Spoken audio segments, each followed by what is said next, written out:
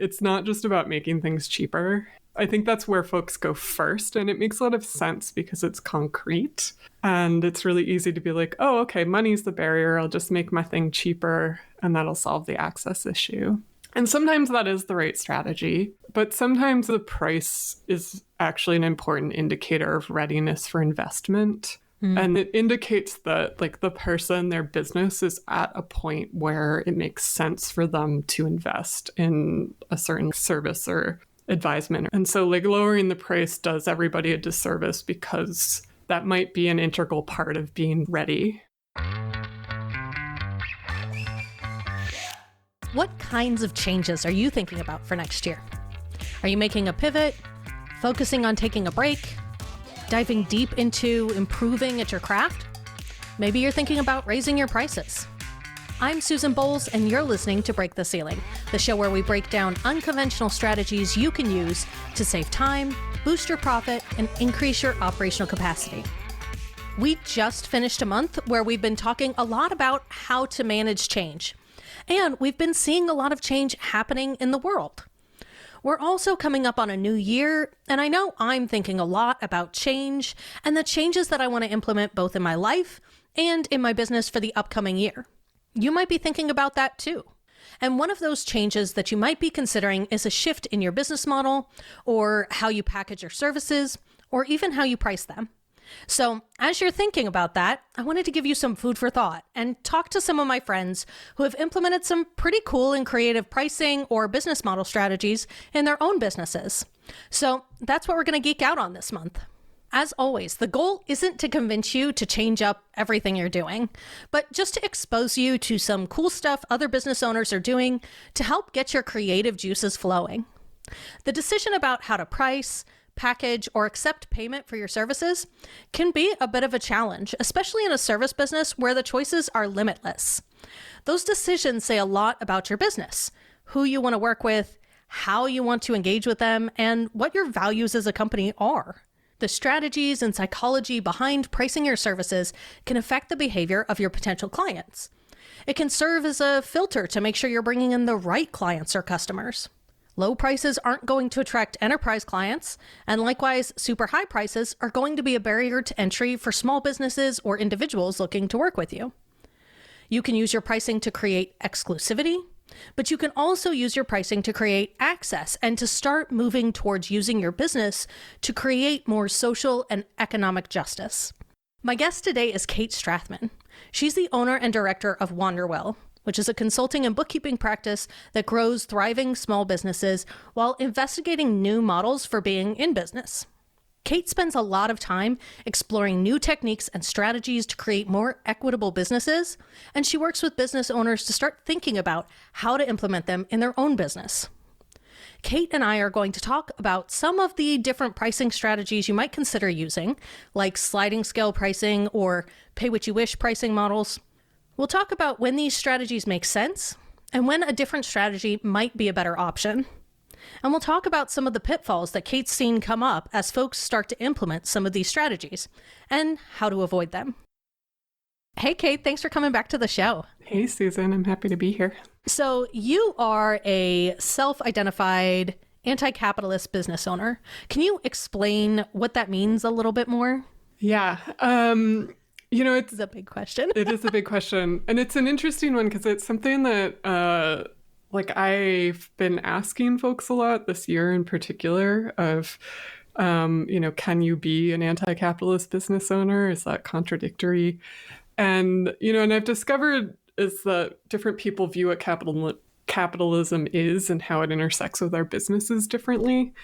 And, and I was hearing a lot of just making income period makes you a capitalist, which I'm not sure if I'm on board with, but I guess to back up, we're in a system, an economic system where most of our needs meeting is happening through a marketplace.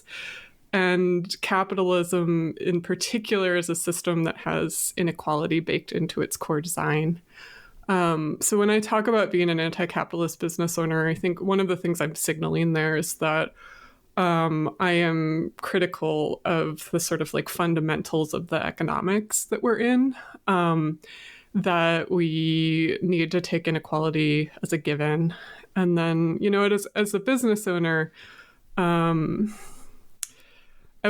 question that I've been sort of, I guess, redirecting people to in some ways is to just say that we're all living and working under capitalism. That's the economics that we live and breathe, and that our businesses are functioning in. And so, what I understand and what I'm seeing a lot more people understand, particularly this year and all of the upheaval, is that we're operating within an economics that has harm built into its core DNA. We see like one of my favorite so most like heinous examples this year is just seeing the amount of wealth accumulated by billionaires since the pandemic started, while there are legions of people struggling with basics of healthcare and housing. And I think more and more people are understanding that that's the economy functioning as designed over the last 30 years or so, and that there's something like really rotten at the core. So all of that's like kind of a long-winded way of saying that what that means for me is that I'm critical of business ownership as a means to individual wealth accumulation, and around businesses that reinforce the kind of inequality and hierarchies that are at the core of capitalism. And I'm involved in like work in, cooperative business development and communities like that I would say are explicitly working in an anti-capitalist vein. My business isn't a cooperative, and I do have employees, even though we do a lot of power sharing and systems and things to kind of work differently. So in a like technical sense, like I certainly am a capitalist, in that I have like labor that's not mine, that is generating income in the business. But at the same time, I'm interested in sort of how do we do things differently? How can we use the tiny ecosystems that we create and operate within to model change and experiment with ways that are less harmful and do push back about inequality and inequity? Perfect. I think that's a really solid explanation, and that's definitely how I think of you. For me, you're the one I'm like, Kate is the one that's going to push me to think about this in different ways and think about how the systems that we kind of take as a given could be producing harmful effects. Yep.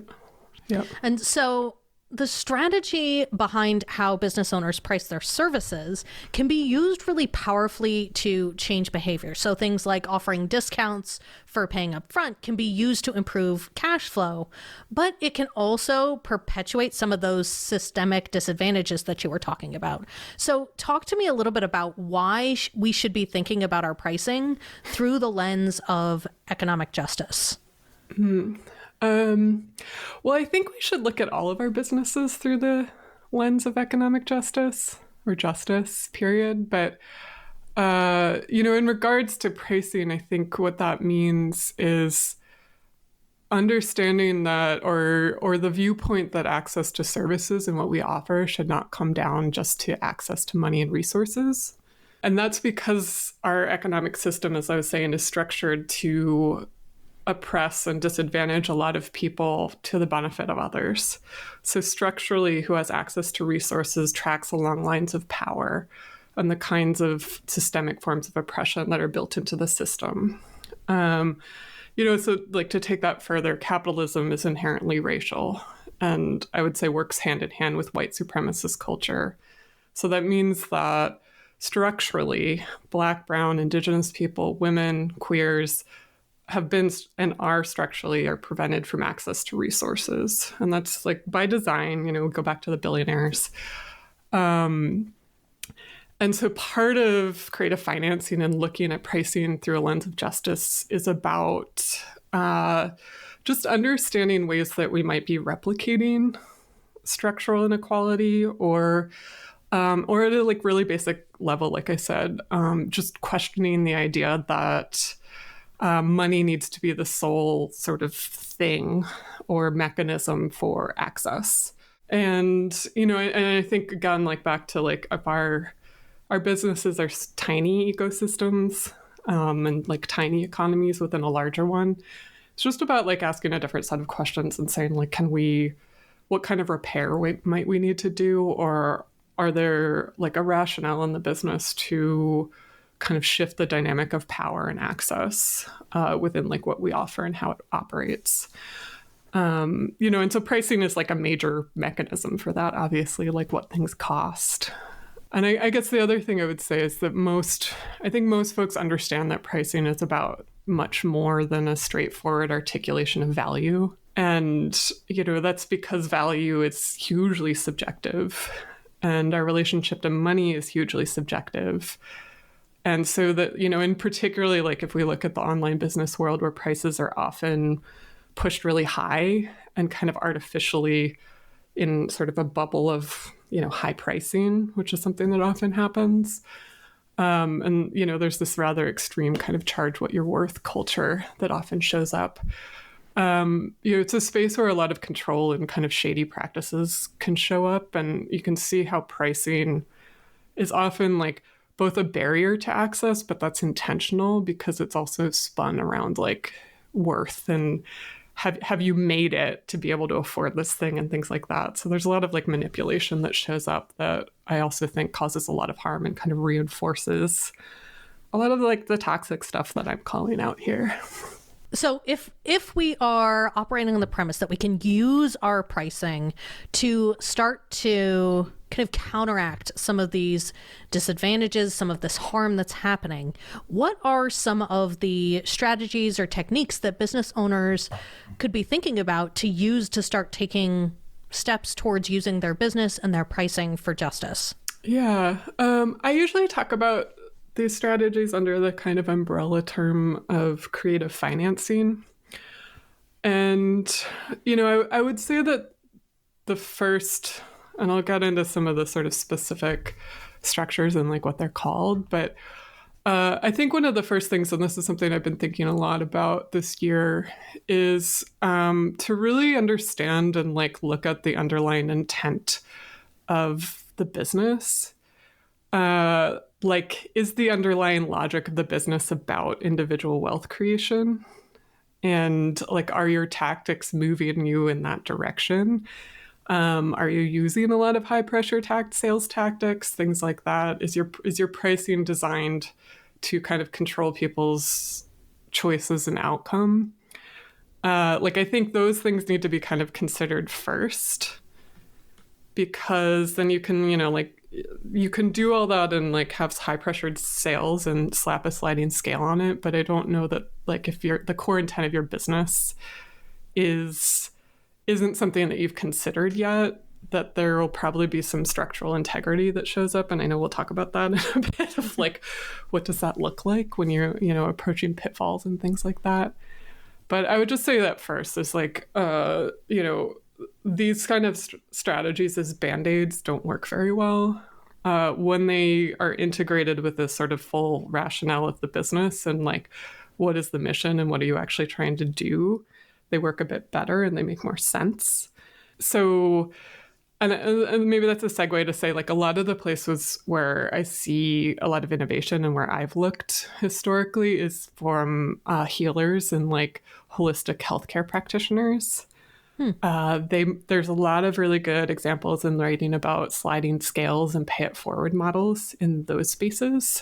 And those are practices, sliding scale and pay it forward, where different prices you can choose a different price based on access to resources or repair or like different kinds of parameters. Pay what you wish is another one like that, which is a more open model. Sliding scales, generally, like there'll be an actual scale that will be defined. And so you pay based on that scale or kind of within that scale. Pay what you wish models tend to be more open. So like you, customer, would be more likely to name the price. Other ones are like doing scholarships and awards. There's a lot of folks that are implementing stuff like that. And then I think on another end of the spectrum, which is a more internal kind of thing, is to do something I usually call it Robin Hooding, which is taking on higher priced work, maybe with like a corporation or something like that, to be able to subsidize internally, like within the business, work at a lower level or lower cost for sort of a different population.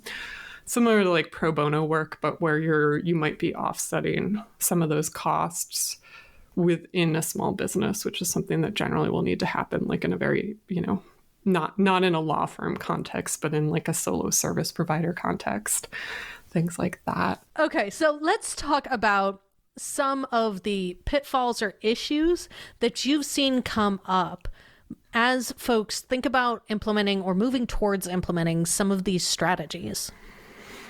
Yeah, I think so. Like I was saying at sort of the top of naming some of the models that one of the things I've been seeing, and I think this is really like, I'll just say I've seen an explosion in the last, I don't know, 4 or 5 months of people really getting more interested in these questions of equity and accessibility and all of these things. And, and I think some of that's just being in crisis and being in, unfolding economic crises. It's something that's become much more present for people. And that's a great thing.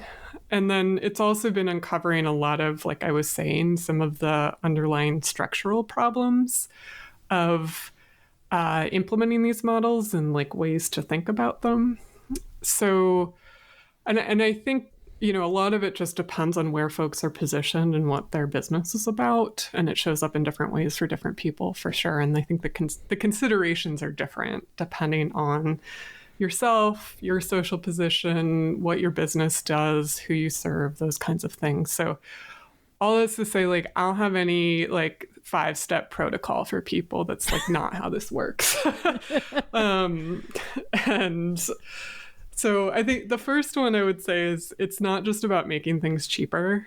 Like I think that's where folks go first, I'm seeing, and it makes a lot of sense because it's concrete. And it's really easy to be like, oh, okay, money's the barrier. I'll just make my thing cheaper and that'll solve the access issue.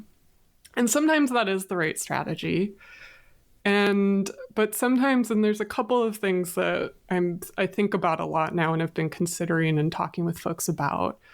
And one is, this is particularly true, I think, in like B2B, like advisement and consulting services, is that sometimes the price is actually an important indicator of readiness for investment. And that lowering and it indicates that like the person, their business is at a point where it makes sense for them to invest in a certain like service or advisement or something like that. And so like lowering the price does everybody a disservice because that might be an integral part of being like ready, if that makes sense. Yeah, absolutely. There's a reason that like my prices are not particularly low, and it's because I don't work with new entrepreneurs. I'm working with people exactly.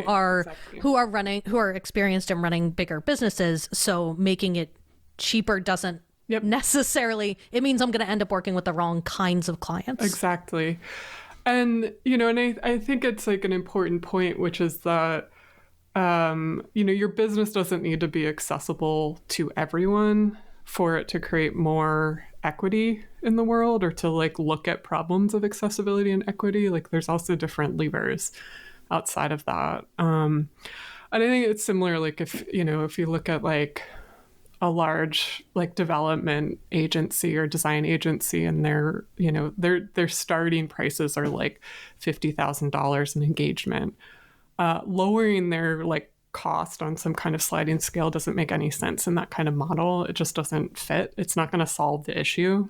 I think those are places where redistribution and like where does that money go after it comes into the business are actually the levers that make more sense to look at. Like in terms of having a team, or like does the profit just go to an owner, or does it get go out and is donated? Is it profit shared with employees? Like things like that make more sense. So that's one. And, and I think at a very small, like a lot of solo entrepreneurs levels, I more often see folks like shortchanging themselves, or like they're really worried about access and making it possible for people to engage with them, and then they're not paying themselves as much as they should be, or like they're not meeting their own basic needs through the business. And so that's something that I think can happen too.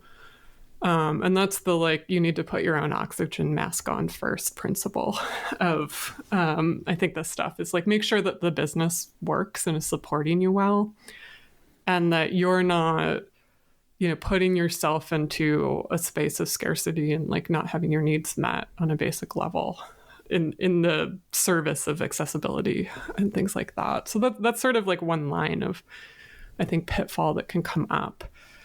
And I think there's another one along those lines where there's a lot of, especially in the like business to business and like online service sense, where I'm seeing a lot of like sliding scale implementation. And this is purely a question I don't have an answer to. It's just something I'm thinking about, which is whether like $20, $50 one way or another is really doing all that much in that space. I think it's different when, if we talk about like the healing space and sliding scales, where that's really like, it's creating access for individuals for like a more basic need, which is like health and healing. And I think that, when we look at like a lot of online business, and I'm not saying that our work isn't valuable or necessary, because it is, but it's also further, it's further up on Maslow's hierarchy of needs for sure. And I also, in that businesses and companies are built and like designed and generally like can process, they hold more and generate more income than individuals, that I don't always know if like at the scale at which some of these things are getting implemented, whether they're really doing all of that much. And whether or not that's the best strategy. Yeah, exactly. For that business or that business owner to be implementing. It's that time of year. Time to set some new goals or consider your New Year's resolution. And if you're like a lot of business owners I know, you might be thinking that this is the year you're gonna get your shit together when it comes to your money. You're gonna start reviewing that P&L statement you get every month. You're gonna be more intentional about how you spend and closely tracking the ROI you're getting. You're gonna get clear on exactly how you're making money and how you can make more of it without working yourself into the ground. Now, if you're both nodding your head and feeling the anxiety rise in your chest as I describe these financial goals, I see you. We all have the best of intentions about how we're going to manage our business finances. But few people actually follow through on learning how to manage their business's money or execute the financial plans they create. You want to feel like you're on top of your money stuff, but it's tough to climb over all the questions and reports and bank accounts and spreadsheets. That's where I come in. I help you think like a CFO. Working together, you'll learn the skills you need to confidently make database decisions about how to spend your money and how to structure your business so you make more. You'll build a more resilient business that's efficient and easy to run. And you'll create meaningful financial processes so you're never caught with your pants down again. Think Like a CFO is a 6-month accelerator, online workshop, and coaching program that will teach you to think about your business like a CFO would. We'll cover 6 core topics, including risk and resilience, investing in your business, scaling sustainably, and your relationship with money. You'll also get dedicated implementation time and live support so you don't get stuck on the details or the execution. And you'll get a clear path to true small business financial literacy so you can connect your money to every other aspect of your work, from daily operations to long vacations. Think Like a CFO is enrolling right now, and when you register before December 31st, you'll also get my course, Not Rocket Finance, which is the perfect primer for Think Like a CFO. To find out more about Think Like a CFO and finally get your business shit together, go to scalespark.co/CFO. I think a lot of this comes back to your values and your goals behind what your business is, but also your goal for what you're trying, the impact that you're trying to create in the world. And I love your point that, sliding scale isn't necessarily the best way to create change in the world, especially if you are a bigger business. And I love the idea of this, of like Robin Hooding and being able to work with clients that can absolutely afford to pay premium prices to be able to give access to people that may not be able to. Yeah, definitely. There's another one that I've started calling monetizing goodwill. And this is so I'm in we're closing in on like 3/4 of the way through maybe of the equitable business incubator cohort that we're currently in and that I'm teaching. And this is something that's come up in one of our sessions, and one of the participants brought up an example of someone that they follow that has a popular newsletter and was wanting to figure out equitable ways of making money from it while continuing to provide equal access. So he asked those who could afford to pay to contribute, like started to monetize the newsletter that I think had, if I understand it, had been free previously, so that it could remain free for those that cannot. And I don't know that that's inherently a problem, but the way that, you know, she was describing that he had framed it, I think was really interesting, which is that, you know, he had framed it as sort of like pay for this to allow others to receive it for free. How'd that go over? Well, I actually have no idea because I don't. So like I'm really intrigued by that. But I think it creates, and I've seen this a lot in other spaces where there's something like the framing is eliding who is benefiting and how the like business mechanics work. So, you know, it'd be like one thing if he had said, support my creative work and I'll be working to ensure that my work remains accessible and I'm taking that responsibility on. And like that makes a lot of sense because he's saying like, well, you're paying me for this newsletter that's benefiting me. Versus like, I think this framing of like, you're paying for this allows others to receive it for free. And like, there's a certain amount of like, and you know, this is a popular newsletter. I think he has like a large audience to be drawing from, where I think it's like, it's creating a lot of fuzziness over actually who's benefiting and what's happening in that framework. Does that make sense? Yes. Well, and I also think it really like there's a lot of your own issues and your own relationship with money that come up in this style. Yeah. So, you know, whether or not you believe you are on pre enough, you're at enough, or you're post enough.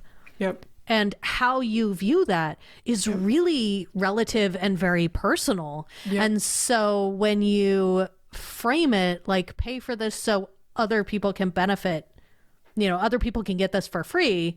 Well, am I one of the people who should be getting it for free, or am I one of the people who should be paying for it? I don't. Right. What's the framework around that? Well, and that's why, like, I think monetizing goodwill is a really good name for this kind of thing. And I have another example, but no, it's true. And in that equitable business incubator, which I mentioned, the first session that we do is about our own relationships to money and just getting into like, what beliefs do we have? Where do we come from? What is our social position and background? And how does that intersect with like how we experience money and all the stories? Because it's so subjective, like you were saying. And like we have all of, you know, depending on how we brought up and who we are in the world and like our experiences of privilege and oppression, that really sets us up to interact with something like that in like very different ways, not all of which can be helpful and can be very complicated. But, you know, so I think it's like that's a subtle thing. Like, I don't know that his asking folks to contribute to the newsletter is itself a problem. It's really more about clarifying like who's benefiting from that request. But another example that I was going to give of this that I saw that's like was that happened over the summer, and Sephora, the like beauty emporium empire, sent out a whole thing calling on customers to donate their rewards points. So they have a like membership rewards points system. You know, you buy more products, you get rewards, then you can get more products. And so they sent something out that was asking folks to donate their rewards points, and then Sephora would donate that to movement organizations.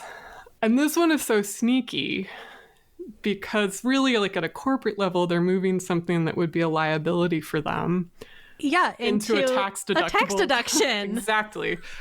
But they're like doing it in this sort of like, we're all going to collectively do good together and like create this big donation and, you know. No, they're making it so that they get a tax write-off from their clients. Yep. And they don't have to do anything for it. Yeah, exactly. And so it's sneaky because it's like they're using some of the similar language and kind of like calls to action and stuff like that I think folks that are genuinely involved in movement work and like trying to think about these things in a genuine level are, but there's like a really, you know, it's fucked up, for lack of a better word. But, you know, and that's at a larger scale and stuff like that. But, you know, I think it's just like, again, like who's benefiting is a really good thing to be transparent about. Oh, that's so interesting. So if folks were thinking about, you know, trying to implement some of the either, you know, techniques, some of the strategies we've talked about, and they're, you know, they're going, how do I start with this? Like, that seems cool. I'm on board, but what do I do? How do you recommend people start either researching this or thinking about this for their own business? Yeah, I mean, I think step one is to really understand your own positionality in relationship to privilege.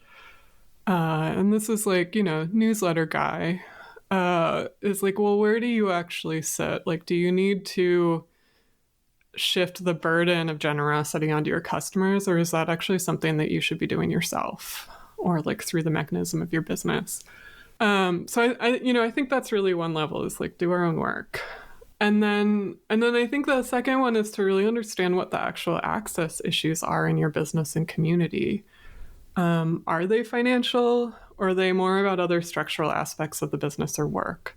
Like, who are you trying to repair something? Are you, you know, is there a certain population that you know you're not serving that you should be, that you need to work on? Like, I think there's a contextual groundwork to lay before just like implementing a sliding scale or a scholarship or an award or something like that. It's like really who, and this is very specific to like what you do, who you serve, who is in your community, who's missing from your community.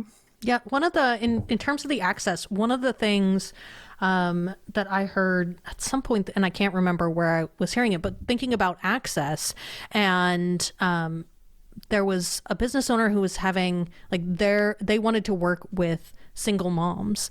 And the issue was not actually that the single moms could not, you know, who were business owners could not afford the program. It's that they could not get childcare to be able to attend the program. Yeah, and so exactly. One of the ways that they created access was to include childcare as part of the program, so you could just come and your kid.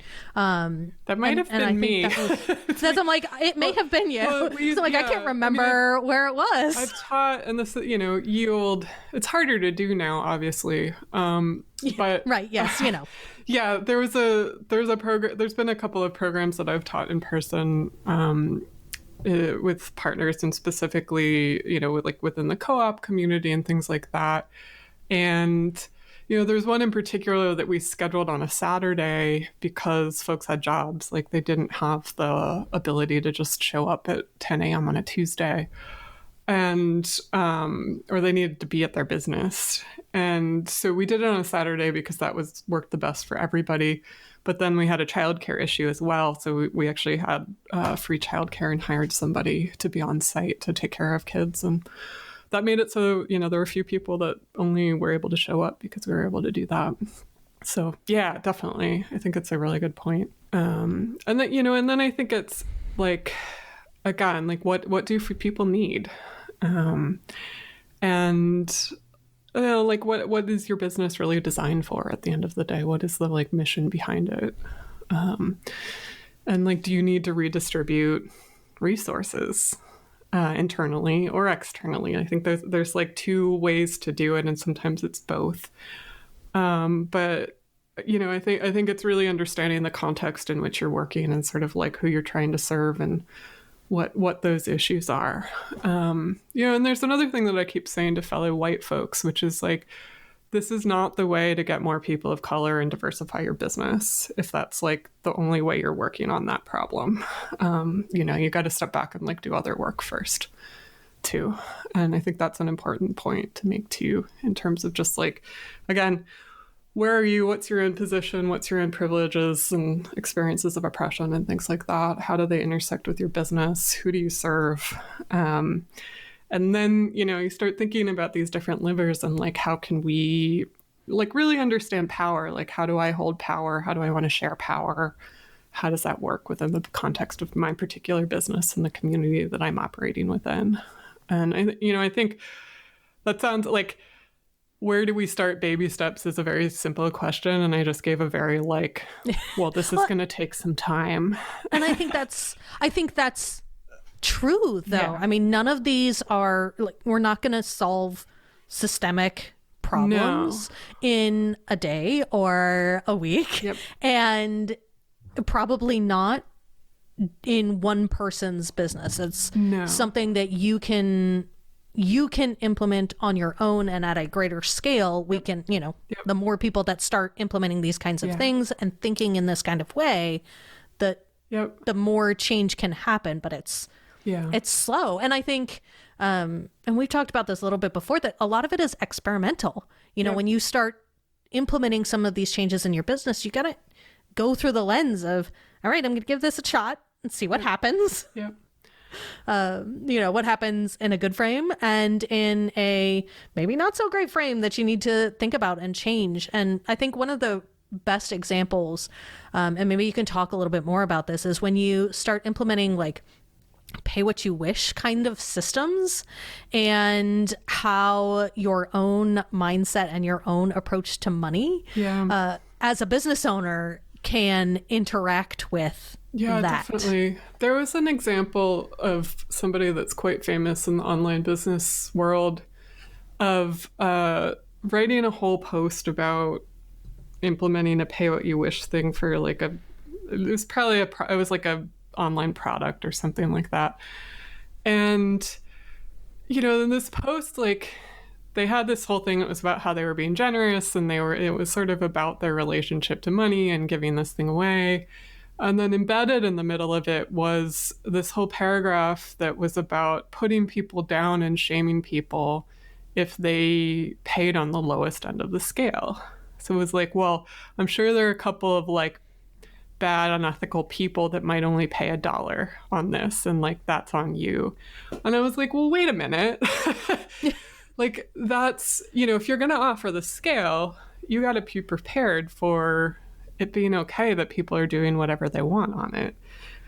And that was like, that was really about her, this person that was offering the scale and the pay what you wish, and like, that she really wasn't okay with that pricing, and that she had a certain view of people that might only pay $1 for whatever the product was she was offering, instead of like, I don't know what her threshold of like acceptability was, but she clearly had one, and then was kind of like offloading that publicly on whoever might be interacting with this pay what you wish model. And, that was a really good example of just like very starkly how somebody's own shit around money, or just their own views of like acceptability and affordability and all of these things can interact with, one of these systems. But I think that actually comes up for a lot of people, whether they like talk about it publicly or not. I think most of us are like self-aware, like, I'm self-aware enough not to like do that publicly, but it doesn't mean it actually hasn't occurred to me, or like that I haven't felt a certain way when I've offered a model like that and been like, wait, you only think I'm worth $25? What? And yeah, absolutely. I think there's so much on both the person who's offering and on the person who's accepting that comes down to what your relationship with money is, and that these strategies aren't necessarily the right choice for everyone. Just because you can offer a sliding scale doesn't mean that it's the right choice for you. And maybe there is a different strategy that you can implement that feels right to you as the business owner and still accomplishes doing good. Well, I would also say, one of the things that I've been saying a lot lately is like, sometimes a lot of the core work of these experiments and trying different things is to hold up a mirror and teach us different ways of being and different ways of thinking and different perspectives. Like, what skills do we need to approach business in a different way that's not about individual wealth building? And one of those might be, I really need to understand like my own framework and my own beliefs around my own worth and value and how I attach money to that, and what I think about other people that attach money to that. So, I think there's like a lot of this stuff, whether it's, fails or you need to adjust and, whatever. And these methods, they do teach us and like show us sort of cracks in the system and like where we might need to just be more compassionate with ourselves, or work on a kind of like different framework, because we're steeped in a lot of messages that I think are really toxic and problematic, and whether we're aware of them or not, are pushing us in a certain direction. And so when we start to do things and implement systems and practices that push back against that, there's a lot of stuff that gets churned up. And so, I think a lot of like the point for me of leading a lot of this kind of work and helping people with it is like we learn different skills, and we learn different ways of being in relationship with people.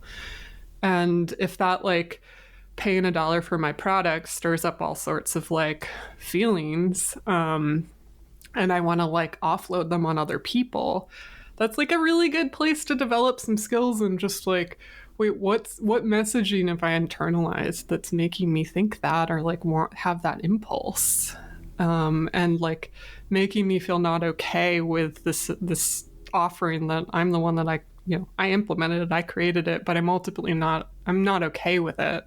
And what's that about? I love that. So where can our listeners find you if they want to connect or learn more about what you do or about how you work around this? Tell us about the So incubator. We're probably, there's 2 places that are the best places to stay informed and in touch and hear more. The first one is my erratically scheduled email newsletter that can be found at wanderwellconsulting.com. And I talk a lot about this kind of stuff and my views, and it's a good grounds for more questions that don't have simple answers.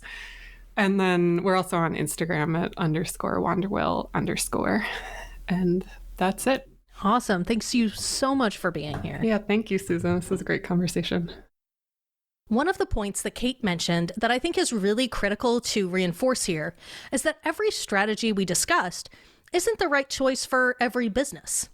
If you decide to start thinking about your services or offerings or your business as a whole with an eye towards justice, make sure it's a strategy that makes sense for your business. One of the threads you'll see as we move through the theme of pricing and business model strategy this month is that pretty much everyone I talked to created products or services that reflected their values, that essentially builds those values into the DNA of their businesses. For some people, like Kate, that means working to help business owners create more equitable businesses themselves. That means she creates offers like her Equitable Business Incubator and her Creative Financing Workshop. For other people, it means creating a business that ensures they're able to pay their team members well and create a really amazing environment for them to work in. For others, it means implementing strategies like Robin Hooding, that one where they work with big clients who can pay the big bucks, and they use that to subsidize working with smaller businesses or those who can't afford to pay as much. The strategies that Kate and I talked about are just a few ideas. But as you're considering changes in your business, I'd encourage you to think about how you can use those changes to better reflect the values you hold as a business owner and to help build those values into the DNA of your business. Break the Ceiling is produced by Yellow House Media. Our executive producer is Sean McMullen. Our production coordinator is Lou Blazer. This episode was edited by Marty Seefeld with production assistance by Kristen Runbeck.